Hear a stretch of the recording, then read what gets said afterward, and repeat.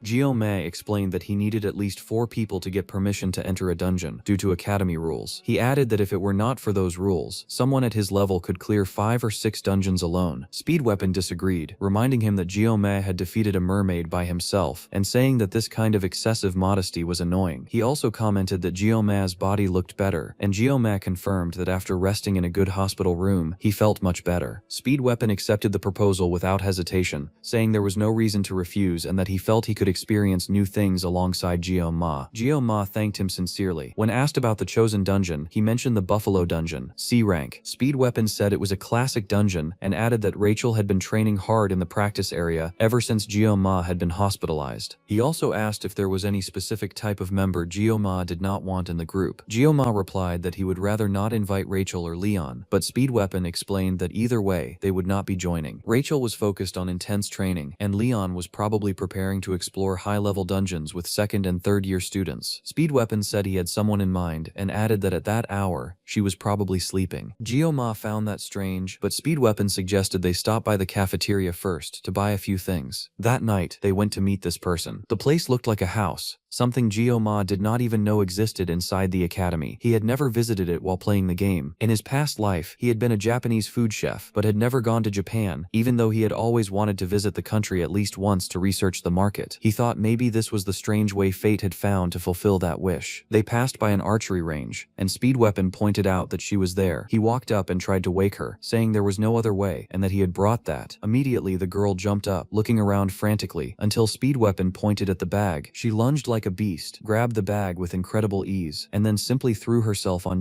Ma to eat whatever was inside. Ma was completely confused by the sudden situation. She asked if he had more yoken, and that triggered a vivid memory. He remembered a moment in the kitchen in his past life, when he had shouted so loudly that he scared everyone after finally getting something rare. After living only for work, his only hobby had been that game and the gacha system. That was what kept him steady among unpleasant people, both in the game and in real life. At that moment, he had believed he had finally gotten what he wanted, the reason behind all the money he had spent. He had obtained Abel von Nibelung, but now, standing in front of him, was a character asking for yokan. That girl was Saki Ryojo, and Ma felt a deep sense of disappointment. In the original story centered on the protagonist Leon, several beautiful heroines appeared around him. Among them all, the main one was Abel von Nibelung. While other heroines showed off their charm and unique abilities, Abel always remained by the protagonist's side. The story perfectly portrayed the gradual process of love blooming between them. Back then, May had been completely enchanted by the character's charm, and had opened his wallet without a second thought. Because of that, aside from the main heroine Abel, all the other heroines had gradually become invisible to him. Among those forgotten heroines, the one who vanished the fastest was his very first 5-star character, Saki Ryojo. The the daughter of the Saint of the Bow. Saki commented that Gyo-ma was extremely annoying, and at that moment he understood why Speed Weapon had seemed so confident about calling her. Ryojo was one of the best DPS among long-range attackers in the game. Despite her laid-back appearance, she was a very intelligent character, quite different from Rachel, who solved everything with brute force. On top of that, since Saki did not have a major role in the main story, the chances of her affecting the flow of events were low, even if she joined the group. Gyo-ma decided that was acceptable. Saki then asked why exactly he had come there, while casually taking the sweet from his hand without asking. Speed Weapon joined the conversation, asking if she knew Kang Gyo-ma. He explained that he had gone looking for him that afternoon, when Gyo-ma was being bothered by someone troublesome, and that now they were recruiting members to explore the Buffalo Dungeon the following week. He also explained that the rewards would be split among the members, except for the buffalo horns. While listening, Saki slowly moved closer to Gyo-ma and asked if he was the guy involved in the subspace battle. The two stared at each other for a moment. Saki said that since the dungeon rewards also counted toward grades, there was no reason to refuse. Even so, she commented that Gyo-ma seemed to have far less determination than she had expected. Gyo-ma thought she was not exactly the right person to talk about determination, considering she had been asleep just moments earlier. Saki replied that she did not want to act alongside someone who showed little determination. Speed Weapon stepped in, reminding her that she had also watched the fight and knew Gyo-ma was not ordinary. Saki shot back, saying the opponent was probably weak. Speed Weapon corrected her, explaining that the enemy had been an editor, and said he had almost mentioned that during the midterm trial, telling her to pay attention. The conversation went off the rails when Speed Weapon teased Saki, comparing her behavior to a dog drooling at the sight of a sweet. Gyo-ma was confused by the situation. Being a valuable member of a group and having basic manners were two completely different things. He wondered if it was really worth lowering himself like that just to recruit someone. Because of that, Gyo-ma said it would be better to leave her out and go, stating that Saki's attitude would be like poison to the group and that they could find someone better. Saki replied that he did not seem to be in such a hurry to explore the dungeon after all. The two stared at each other in silence again. Then Gyo-ma simply drew his sashimi knife and threw it. The blade hit the target dead center with absolute precision. Right after that, he threw the other knives, all of them striking the exact same spot. Saki was visibly impressed, since she had not expected that. Gyo-ma asked if she wanted to see anything else, and Saki trembling answered that she did not. The next day, in the cafeteria, Saki was already waiting. Speed Weapon, Gyo-ma, and Chloe walked in, and Saki gave Gyo-ma a shy wave. He thought the effect of the sashimi knife demonstration had been immediate and spot on. Saki explained that she had been reviewing some details, had already secured the permit, and that the preparations were almost complete. Then Speed Weapon began to explain the mission. The Buffalo Dungeon, as the name suggested, was inhabited by C-rank demonic beasts known as buffaloes. They were creatures that attacked with violent charges from long distances. Close combat against them was extremely difficult, but they had a clear weakness against long-range attacks. Finally, Speed Weapon made one rule absolutely clear. Under no circumstances were they to open the stone portal located at the center of the dungeon. Chloe asked what would happen if that portal was opened. Speed Weapon explained that it seemed to be some kind of seal, but made it clear that this was still only theory, with no confirmed facts. Saki commented that since the Academy's only condition for authorizing the dungeon run was not opening the portal, there was no real reason not to proceed. Gyo-ma agreed with that logic. Even so, he stated that that place should never be opened. He said it with such conviction that the group looked at him strangely, as if he knew exactly what was inside. Speed Weapon even questioned him, and Gyo-ma answered no, while at the same time making it clear that the answer was yes. He reinforced that Saki should never, under any circumstances, mess with that place, since there was a chance a hidden boss existed inside. Speed Weapon said he imagined something even bigger. Gyo-ma thought that, to begin with, that portal could only be opened if very specific conditions were met. Right now, the place was completely blocked by the system, which made any attempt to open it impossible. Aside from that risk, the dungeon was without a doubt one of the best in terms of cost and reward. Meanwhile, Saki kept calmly eating yoken. Gyo-ma noted to himself that she really loved that stuff. For Saki, sugar was essential for someone who used her brain so much. Even so, Gyo-ma decided to end the conversation, since he noticed Chloe did not look happy at all with how things were going. That was when Gyo-ma felt something strange, like he was being watched. Even Chloe turned around to ask what was wrong, but Gyo-ma chose to simply wait. He was sure that when the time came, that person would show up. A few days later, the group was traveling toward Gangwon province. Gyo-ma immediately recognized the place as Cherewan. When he had left the army, he had sworn never to pass through that region again. He never imagined he would return, especially not under these circumstances. They passed through a checkpoint and informed them they were from the academy. Gyo-ma realized this worked as a form of civilian control, probably because it was a border area between dungeons. He had a clear feeling that he was being monitored by the Council of Elders. Suddenly, Speed Weapon approached and offered him an egg, explaining that it was part of a Korean tradition during trips. He told Gyo-ma Ma to relax, reminding him that this was just a C-rank dungeon. Then he asked if Seki wanted an egg, but she refused. Even after refusing, Saki kept staring at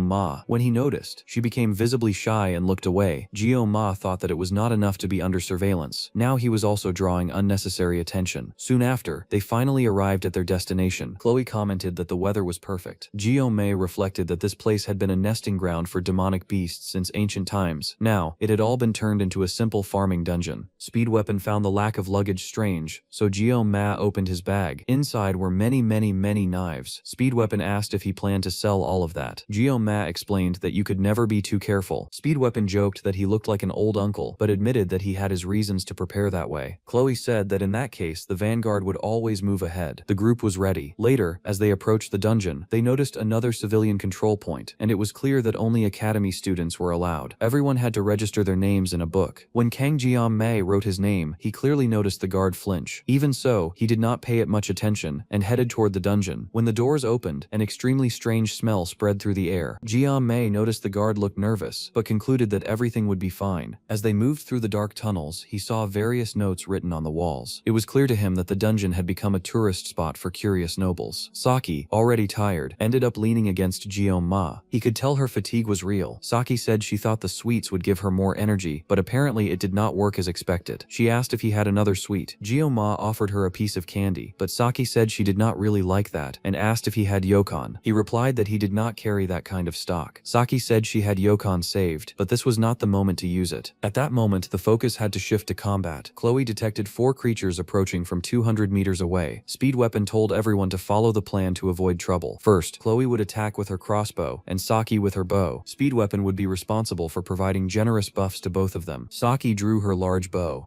Ma immediately recognized it as the red bow white arrow, an S-rank weapon. With that weapon, there would be no difficulty at all. Saki commented that she had not used it in a long time, and that it even felt stiff. She asked for a moment, ate a yoken, and soon looked much better. Ma still wondered if he could really trust her, but the monsters were already closing in. Speedweapon activated the buffs with his flute. The buffalo charged forward at high speed. Chloe moved in first, firing repeatedly with her crossbows, piercing the creature's eyes and taking several of them down. Even so, the others kept advancing, and Chloe realized she needed to slow them down. Still, Speedweapon reinforced that everyone should stick to the plan. Despite that, Saki stepped forward and made it clear she would aim straight for the creature's eyes. Right after that, she fired 3 arrows at the same time. The moment the monsters rushed toward Chloe, their heads simply exploded. Saki commented that she might have overdone it and apologized, while casually continuing to eat her yokon like nothing had happened. Ma thought that if she had destroyed the horns too, it would have been a massive waste. Even so, there was no denying how impressive her skill was. Ma got ready to collect the horns, but at that moment, one of the minotaurs stood back up. Saki noticed it was the same one that had fallen earlier. When she tried to react, she tripped and dropped her bow. As the creature tried to attack her,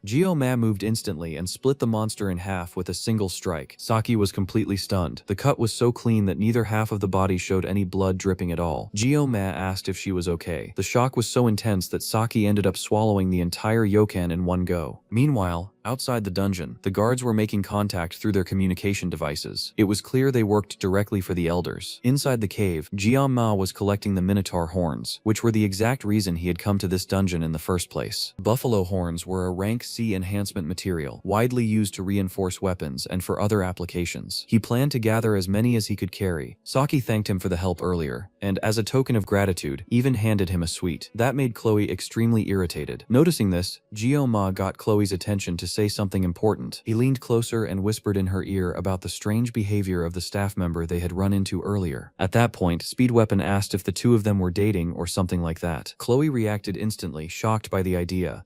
Ma pushed back internally, thinking it was wrong to assume that relationships between men and women had to be romantic. He ended up replying in a blunt way, almost snapping for no reason. Speedweapon insisted, saying they were always together, which only reinforced the impression.